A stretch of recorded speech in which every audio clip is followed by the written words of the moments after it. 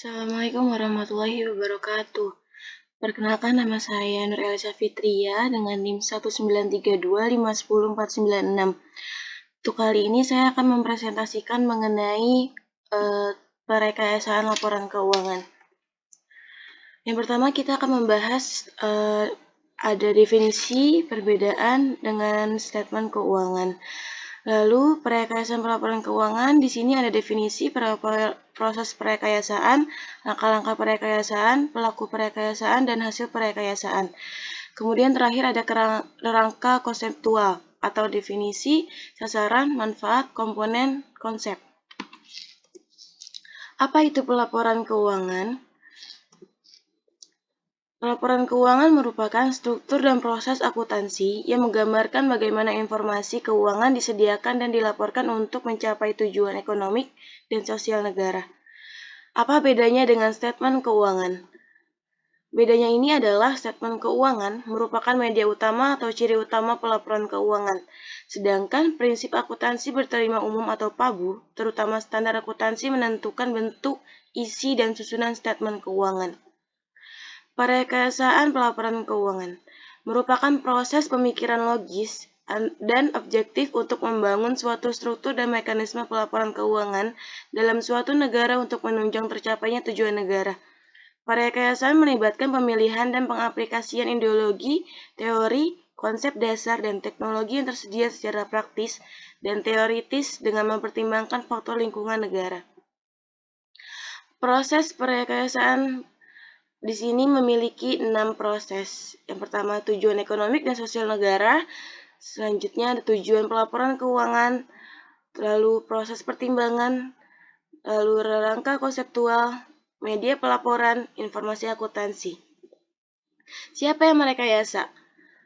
Orang atau badan yang dianggap ahli di bidang akuntansi, orang atau badan yang mempunyai kekuasaan untuk menentukan peraturan pada tingkat nasional, yang terakhir, tim yang khusus dibentuk untuk itu. Apa hasil perekayasaan? Yaitu rangka konseptual atau conceptual framework yang dapat dianalogi fungsinya dengan konstitusi. Proses seksama, yang pertama ada mengevaluasi masalah, mengadakan riset dan analisis, menyusun dan mendistribusikan memorandum diskusi atau MD, mengadakan dengan pendapat terhadap MD, menganalisis dan mempertimbangkan tanggapan publik atas MD, menerbitkan draft awal standar yang diusulkan atau exposure draft or ED, menganalisis dan mempertimbangkan tanggapan tertulis terhadap ED, memutuskan untuk menerbitkan pernyataan, dan yang terakhir pengesahan atau penerbitan secara resmi pernyataan. Rangka konseptual atau versi FASB, pengertiannya yaitu beberapa tujuan dan hal mendasar yang saling berkaitan yang membentuk suatu sistem atau rangka terpadu yang dapat menghasilkan standar akuntansi yang konsisten dan yang menetapkan sifat, fungsi, dan keterbatasan pelaporan keuangan dan statement keuangan.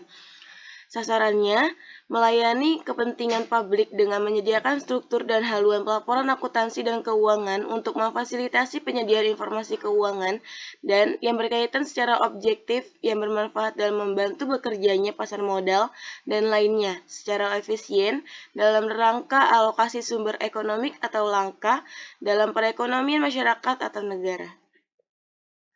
Manfaat rangka konseptual menurut KAM tahun 1990 atau 1990. Yang pertama, pengarahan atau pedoman bagi penyusun standar. Kedua, sebagai acuan pemecahan masalah praktik akuntansi. Ketiga, penentu batas pertimbangan penyusunan statement keuangan. Keempat, peningkatan pemahaman pemakaian statement keuangan dan peningkatan keyakinan terhadap statement keuangan. Kelima, peningkatan keterbandingan antar perusahaan. Komponen konsep atau FASB. Yang pertama, tujuan pelaporan keuangan. Kedua, kriteria kualitas informasi. Ketiga, elemen-elemen statement keuangan. Keempat, pengukuran dan pengakuan. Prinsip akuntansi berterima PABU. Yang pertama, rangka konseptual harus dijabarkan dalam bentuk standar akuntansi atau accounting standards sebagai pedoman operasional pelaporan di tingkat perusahaan.